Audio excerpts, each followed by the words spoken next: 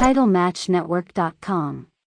I was home just getting over all these abdominals things, and Dusty was booking Atlanta. And they needed someone to take Luger that next step up. So he called me, talked to me about it, and I told him it'd be X number of weeks before I'd get a medical release to go there. We talked about it back and forth, and then I talked to Luger at length. Then I went in there, and Jim Hurd was running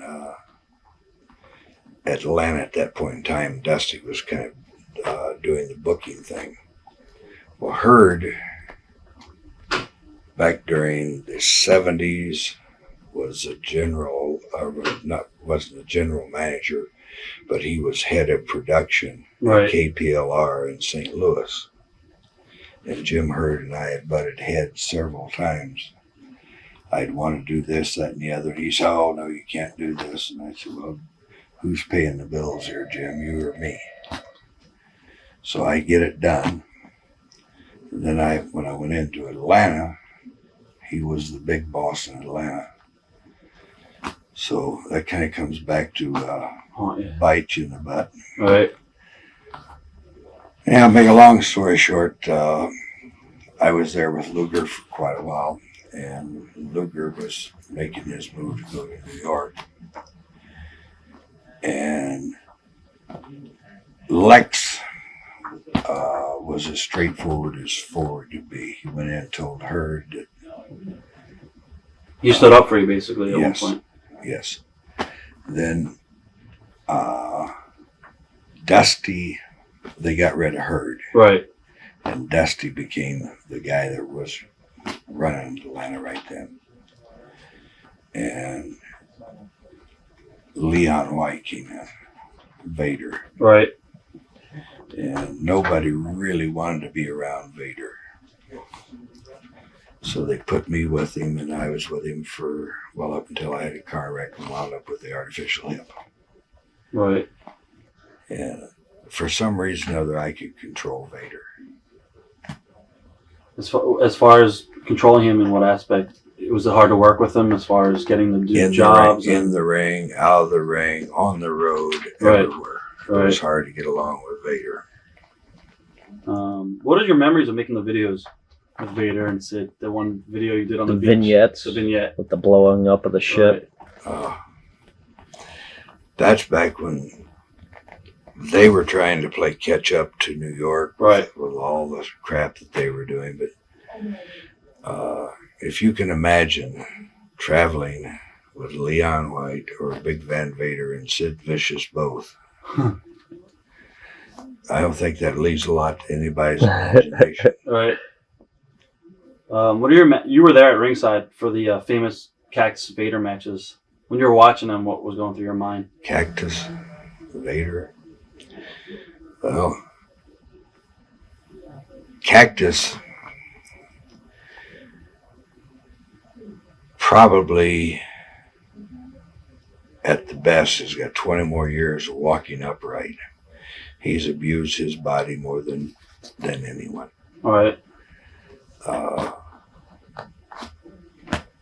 If Vader got hit one time as hard as Cactus has been hit, Vader to quit. Cactus is just a freak of nature. When you were watching those matches, what was going through your mind? Well, especially the one where he took the powerbomb on the cement floor.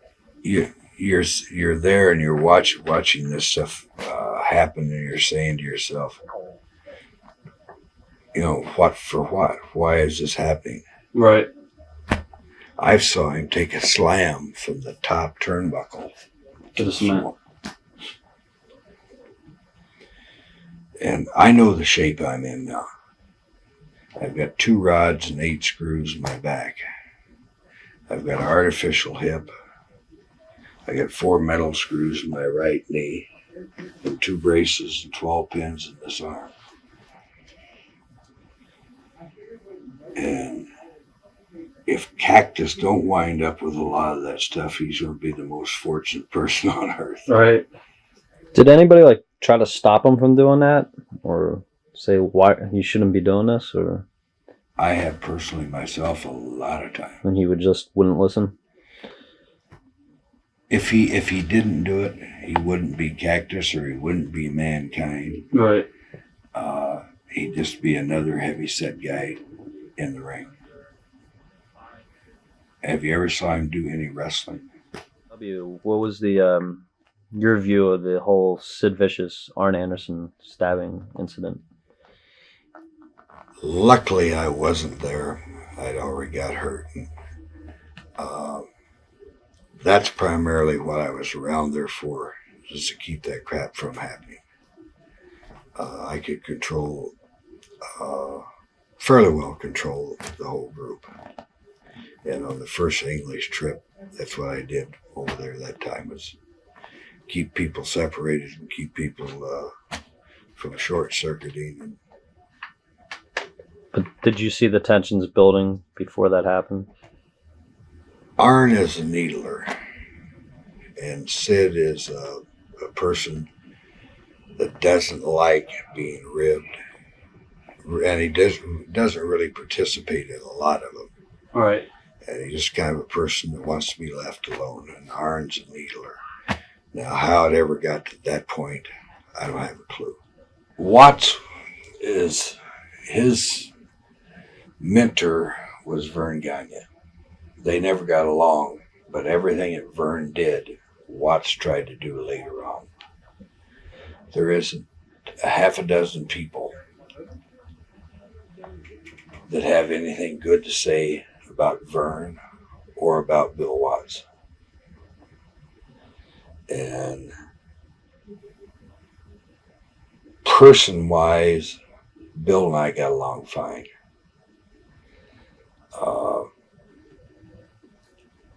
Pay-wise and stuff like that, not at all. Right. When he came in to Atlanta, the whole morale of everything went, because virtually everybody knew the dictator had arrived. Is he a bully, as everybody says he is? Oh yeah, sure. And Verne was too. But they only bully people who allow them to bully him. Right. Like, if he'd have walked up and slapped me or something like that, I'd have tore his goddamn head off. Or we'd have had one hell of a fight. Right. But when people are that way, they know who they can be that way with. I believe him and Scott Steiner almost had a fight one time backstage. Yeah, but almost is the key word there, right? All right. Bill Watts was a big, clumsy, awkward individual, and he's never changed to this day. He's still just as clumsy and awkward as he ever was. But at one point in time, Bill Watts was really over around Minnesota. I think he had a run through New York that he was fairly successful with. And then when he went in to do his own promotion in Oklahoma, Right. he made himself another Verne Gagne. Mid-South promotion. How did you leave WCW? Was it just your end of your contract, or?